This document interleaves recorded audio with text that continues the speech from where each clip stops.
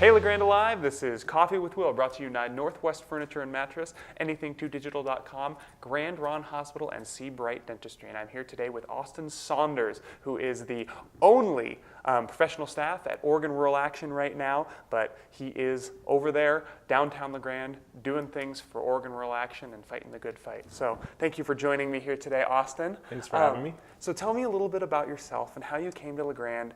You studied history at Eastern Oregon University. Mm-hmm. Tell me what brought you to Eastern Oregon University and what made you decide to go in the direction of Oregon Rural Action and social justice work. Okay. I originally was looking to go back to school, and I ended up coming out here to go to EOU. When I was a student, I got involved with several different clubs and groups on campus, and one of the clubs that I got involved with, MESA, the Mission for Environmental and Social Awareness.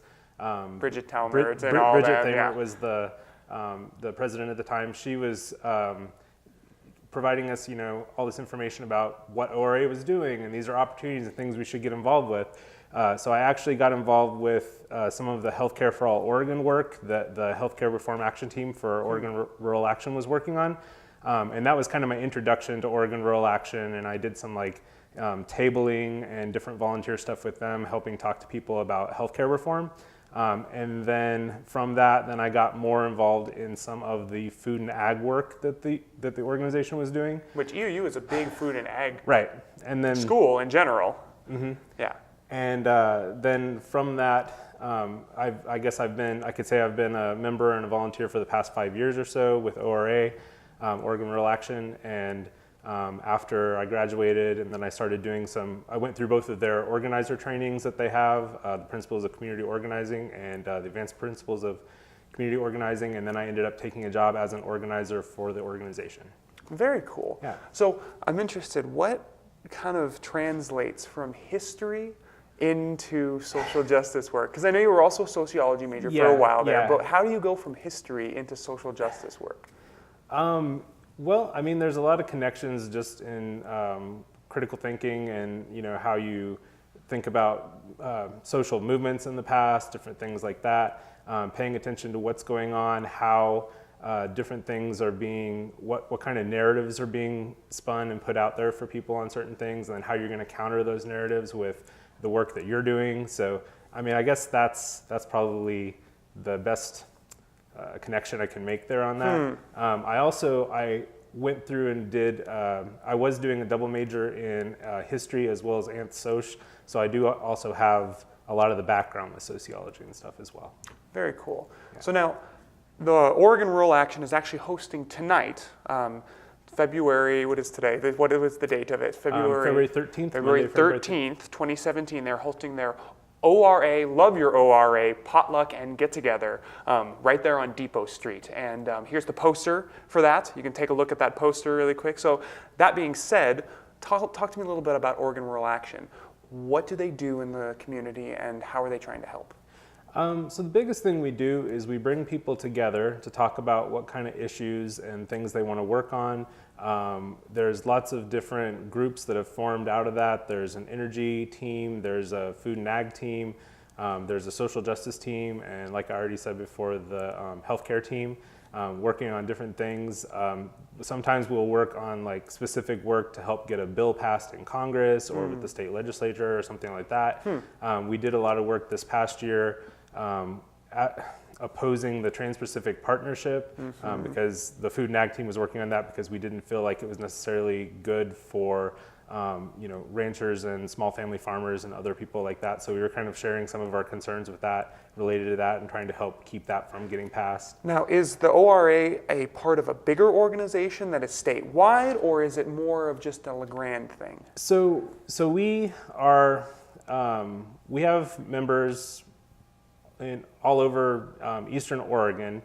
We have 2 active chapters currently. We have the Blue Mountain chapter, which is here in around Union County, and then we also have the Snake River chapter, which is active around Malheur County. We've had active chapters in the past, like in Pendleton, Hermiston, other places like that. We are looking to do somewhat of an assessment to see what other areas we might move out into in different places, or with whether it's worth trying to have a group started in Baker, different groups like that. So we're going to be doing some more outreach like that in the near future. For the time being, we still have members who exist in those areas who are just members at large who help support the organization. Maybe they travel and work with one of the two groups or something, but they're not necessarily part of the active chapters that are. Yeah. Absolutely. Now, is EOU in any way attached to ORA, or is it a separate entity? So ORA is not attached. ORA is not attached to EOU in any particular way, other than the community garden, which is co-sponsored by both EOU and Oregon Rural Action. It's a community partnership. And through that, we offer places where people can rent plots and come grow some of their own food. Sometimes it's people who they don't have space or they don't have a yard, or they don't have space in their yard to do gardening, so they do that. So that's the only actual connection that we have there. We have done work with some of the student groups on campus.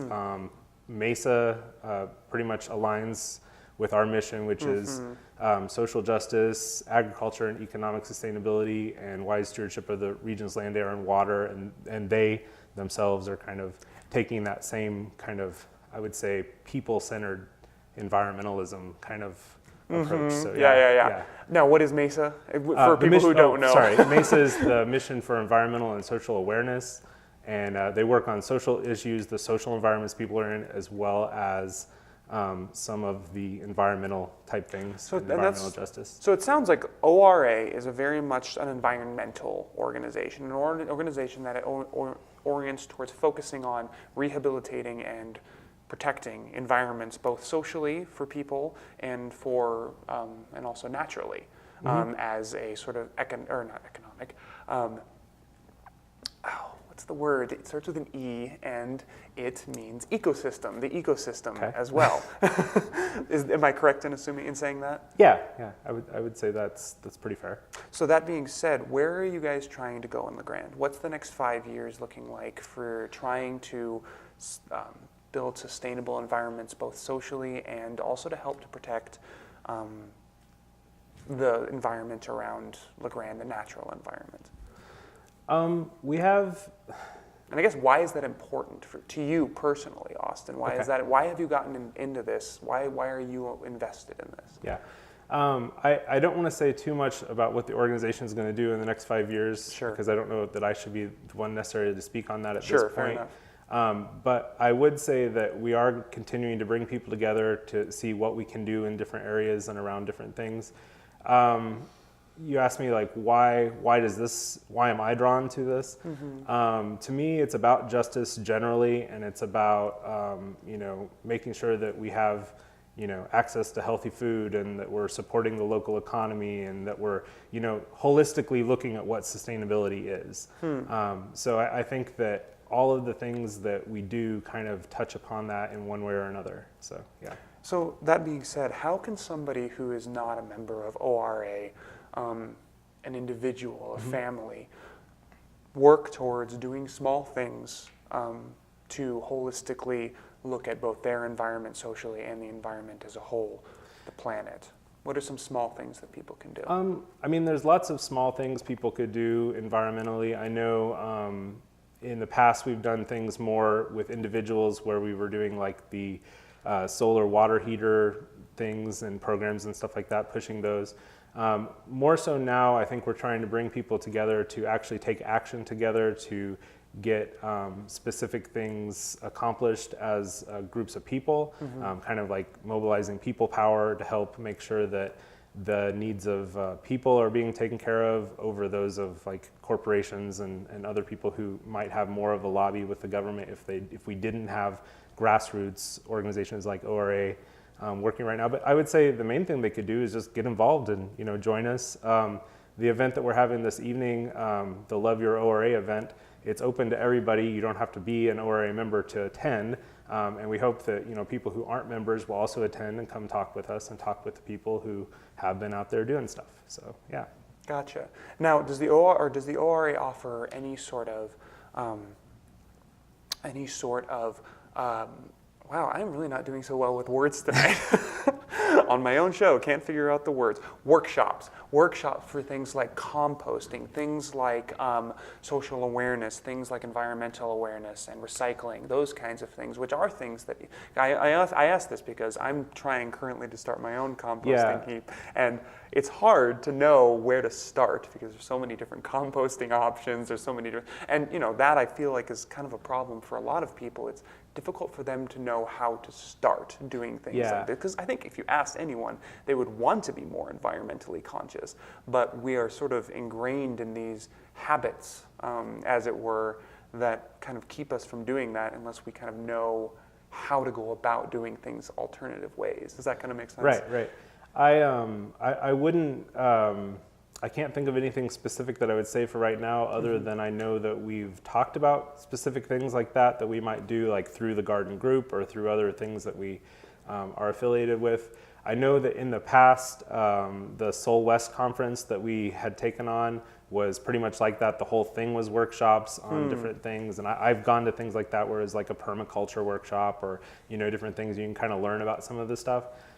We may do some sort of thing similar to that of just workshops without the whole Soul West conference coming on in future years. Other things that we've done in the past, I know we've had issues with working on the issue of protecting native bee and bee pollinator habitat. And that was one of the things, I think we had a workshop on that where we were having people help figure out how they could build bee houses and how they could promote the healthy habitat for the bees so that we're not using the neonicotinoids and other pesticides that were potentially one of the things threatening the bees. So yeah. Gotcha. Okay, well, do you have anything else you want to add about yourself or ORA or anything like that? Not that I can think of, no. Okay, well, thank you so much, Austin, for joining me here today and talking about ORA and yourself and everything. And just remember, La Grande Alive, that there will be an ORA, Love Your ORA potluck and get together tonight at 6 p.m., correct? 6 p.m. to 9 p.m. Yeah, and if you can only come for part of it, it's fine to come at whatever part you can come to that. There's going to be music, there's going to be, it's potluck. We're going to connect with the Snake River chapter from here via the internet for a segment of it, so it should be a fun thing. Very cool. Thank you, La Grande Alive. This show was brought to you by Northwest Furniture and Mattress, anythingtodigital.com, Grande Hospital, and See Bright Dentistry. Please like and share this video and tune in to LaGrandeAlive.tv for more local content.